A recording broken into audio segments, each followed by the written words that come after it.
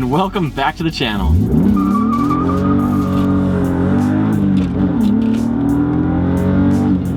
Woo! My name is Gavin, and we have amazing weather today here in Utah, and I am so glad to be out here driving around because the last 2 days we've had a ton of rain happening here in Ogden, and it's been snowing in the mountains, but luckily not down here. Anyways, here we are for another video. So today the topic to talk about is pretty exciting if you ask me. It's something that I personally noticed when I was looking for a car to buy, and something that I've seen as kind of a trend with some YouTubers. So let's get right into it.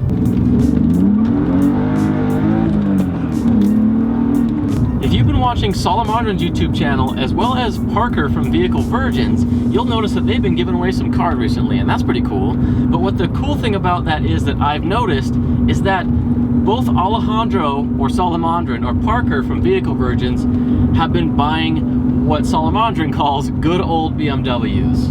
Now before we dive in too deep, I want to talk about those people and the kind of financial decisions that they make, and it's going to help to shine some light on a little bit of why they've been buying the cars that they have for these giveaways.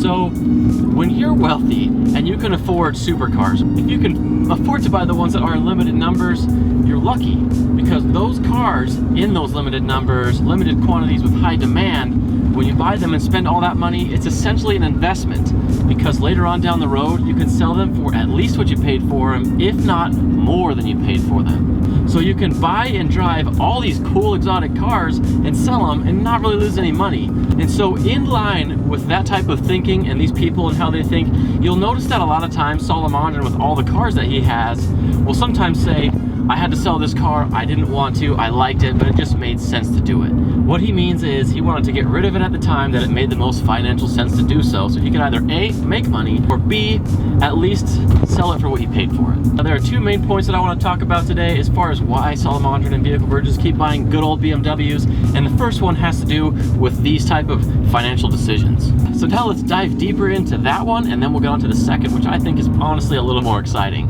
So what does buying exotic cars and being able to make good financial decisions with them have to do with these old BMWs?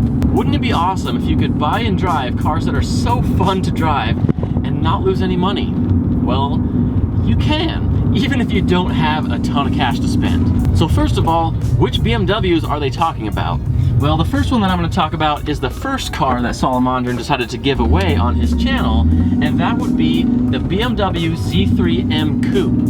Now, as I mentioned before, in order for a car to be able to maintain or gain more value, especially a used car, is it has to have a limited quantity available and it has to have high demand. The Z3 just so happens to have both of those things. So to start out, the Z3M Coupe was produced from 1999 to 2002, so obviously that's not many years. So along with that, it obviously wasn't produced in such high numbers. Now as far as production numbers go, we're just going to be talking about the cars here in the United States because that's the market that I'm going to be talking about, and it relates more to Salomondrin and Vehicle Virgins.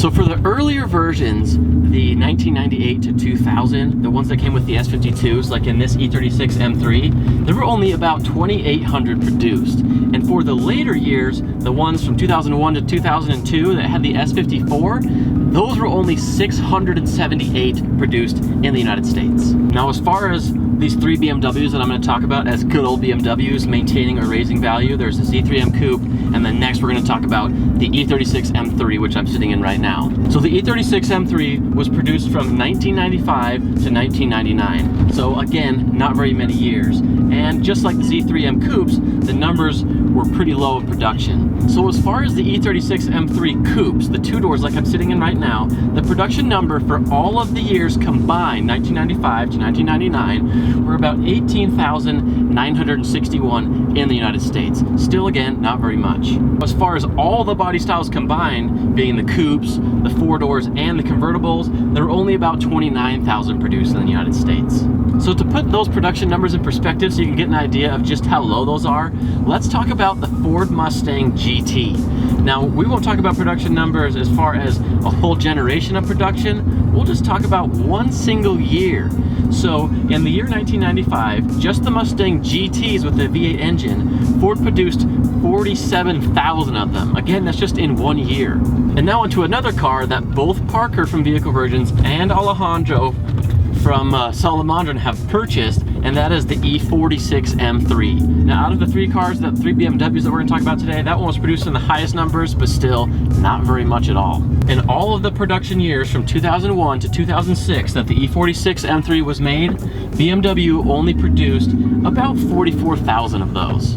So still, in all of those years, 01 to 06, they produced less of those than in just 1 year of Mustang production in the United States. To wrap all that up, there were only 44,000 E46 M3s produced overall, about 29,000 E36 M3s produced out of the production years, and only about 2,200 Z3 M Coupes. So with the mindset that they have about cars and the financial decisions that those kind of guys make, it makes sense that they would look at these type of BMWs because of that financial reason as well. If you can find a Z3 M Coupe, an E36 M3, or an E46 M3 in good condition with low miles, you're pretty much guaranteed that when you buy it, in a couple of years you're going to be able to sell it for more than you paid for it. As long as you don't drive the crap out of it and put a ton of miles on it and ruin the condition of it. The ones with low miles that are in good condition sell for a lot more than the ones that have higher miles and are a little more beat up.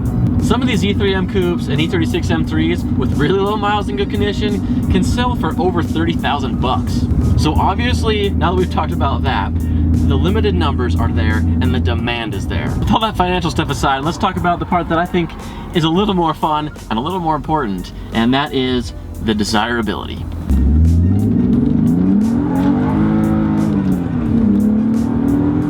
In just recent years, if you've been looking to buy one of these cars, say 5 years ago, the values have gone up so much from then to now. And you would think that as the years go on, a car like this, or a car like these we've been talking about, the values would go down over time.